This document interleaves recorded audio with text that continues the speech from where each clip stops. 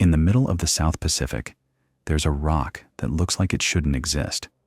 A blade of basalt rising from the ocean floor, so steep it looks almost two-dimensional. This is Ball's Pyramid, the tallest sea stack on Earth, 1,877 feet high and barely 984 feet wide at its base. It stands nearly 400 miles from the Australian coast, surrounded by violent seas and endless horizon. For more than a century, it defied everyone who tried to reach it. But in 1965, 4 Australian climbers decided to change that. They weren't professionals or famous names, just 4 men with rope, determination, and a small fishing boat.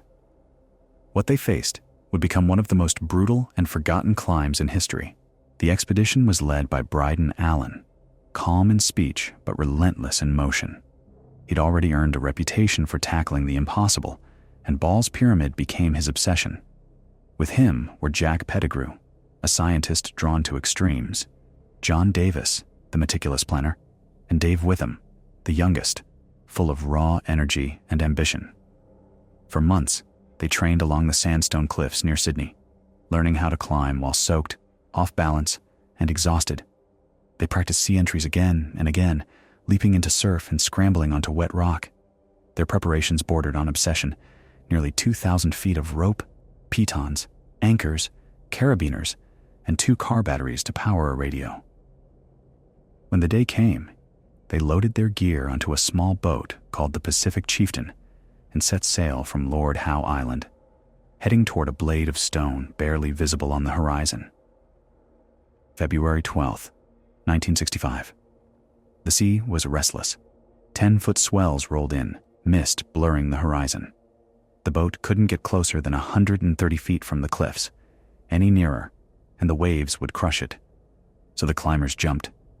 Each man plunged into the cold Pacific, dragging floating bags of food and gear.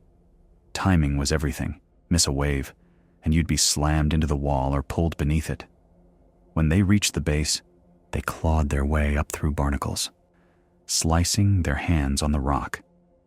At around 330 feet above sea level, they found a narrow cave, barely wide enough for 4 men to lie side by side. They called it Camp Cave. From there, the real climb began. Their route was the Southwest Ridge, a jagged line rising straight toward the summit. From below, it looked steep but manageable. Up close, it was rotten. Every hold had to be tested. The basalt flaked under pressure. Cracks crumbled with a single strike. They moved slowly. Pitons bending, ropes straining, helmets scraping against stone. Midway up, the ridge narrowed to a knife edge. They could see both sides of the ocean at once, turquoise on one, black on the other, and the wind screamed through the gap like a tunnel. To stay upright, they crawled on hands and knees, pressing their bodies flat against the rock. Every few minutes, someone yelled, "Loose!" as stones broke free and vanished into the sea. Their gloves tore. Their fingertips bled. Sometimes they had to unclip their packs and haul them separately on spare lines. The rock wasn't just steep. It shifted underfoot, as if the mountain itself wanted them gone. By late afternoon, they'd reached a jagged ridge about halfway up. The sea below was now just a restless shimmer. They fixed anchors, secured ropes, and tried to rest. When night fell, they tied themselves to the rock and waited, half awake, half frozen, as the sound of waves echoed faintly through the stone. The next morning, February 13th, a storm rolled in. Wind howled across the ridge, ripping loose stones into the air. They huddled beneath a tarp, ropes whistling in the gusts. None of them slept. They knew dawn would decide everything, whether they'd return as the first to conquer Ball's Pyramid, or not return at all. Their hands were raw, their boots slick with salt. Allen later admitted that part of him wanted to turn back, but pride wouldn't let him. If we'd stopped, he said, we'd have carried that failure forever. By dawn, the storm eased. and on February 14th, they began their final push. The higher they climbed, the narrower the ridge became. In some places, they had to lean out into open air to swing across gaps. One section forced them nearly upside down, jamming their hands into cracks barely wide enough for their fingers. Each move felt like a wager. 8 hours later, bruised, bleeding, and exhausted, they reached the top. The four men stood on the summit of Ball's Pyramid, 1,877 feet above the sea. The view was pure ocean in every direction. To the west, Lord Howe Island shimmered faintly on the horizon. The top was surprisingly flat, about 100 feet across. They built a small cairn from loose stones and left a note inside a tin can. First ascent, February 14th, 1965. They took a few photographs, opened a bottle of champagne, and looked out at the Pacific, stretching endlessly below. It wasn't triumph, but a silence that reminded them how small they were against nature. They didn't linger. The light was fading, and the descent would be just as dangerous. Morning came, with a steel-gray sky. The rock was slick with mist, every move requiring complete focus. They rappelled section by section, leaving bits of gear wedged in cracks they'd once trusted with their lives. Halfway down, Pettigrew slipped and slammed into the wall, bruised but unbroken. The silence that followed said everything. No one could afford another mistake. By late afternoon, the sea below had begun to rise again. Their boat, the Pacific Chieftain, bobbed beyond the surf like a toy in a storm. The men timed their escape with the waves, plunging one by one into the cold Pacific.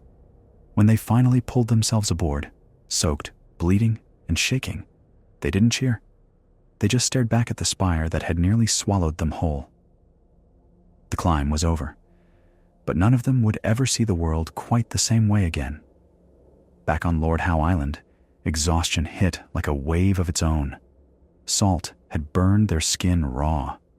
Pettigrew's legs cramped so badly he could barely stand. For days, they slept and wrote notes, quietly avoiding the question they all shared. Why had they done it? Fame wasn't the answer. No one outside Australia paid much attention. What they'd really brought back wasn't proof of strength, but proof of limits. Only days after their return, a storm system swept across the region, one of the strongest that season. Waves as high as houses battered Ball's Pyramid, tearing at the very ledges where the climbers had stood. The team heard later that parts of their fixed ropes were gone, ripped free by the wind. It was as if the ocean had erased the evidence on purpose, reclaiming the rock for itself. Even in success, nature had the final word. Years later, Bryden Allen called Ball's Pyramid the loneliest place on Earth, the kind of silence that follows you. He never climbed it again. None of them did. Each man kept a small piece of rock from the base, a reminder of that impossible moment in the middle of the Pacific. The climb of 1965 remains one of the most extraordinary in Australian history, a test of endurance and courage that almost no one saw, and even fewer tried to repeat. Today, Ball's Pyramid is closed to climbers. The sea still pounds its base. The wind still howls across its ridges. The same song the four men heard that week in February. They didn't conquer the mountain. They survived it. And sometimes, that's the only kind of victory that matters. If stories like this fascinate you, hit subscribe. Because the world's most extraordinary places always have something left to tell.